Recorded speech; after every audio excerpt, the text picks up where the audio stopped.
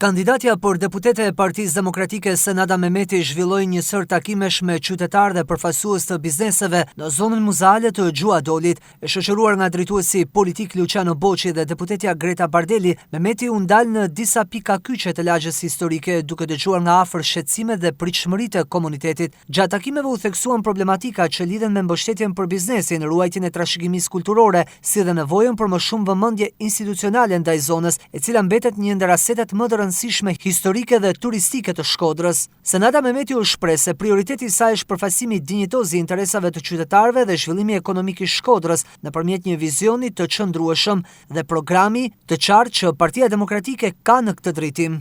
Kemi dhe një thirrje për qytetarët, votoni Aleancën për Shqipërinë Madhështore, për një Shkodër Madhështore, votoni njështër. Gjatë këtyre takimeve, Mehmeti i ftoi qytetarët që në 11 maj të bëhen pjesë me votën e tyre e ndryshimit, duke zgjedhur numri 1 Partinë Demokratike dhe Aleancën për Shqipërinë Madhështore.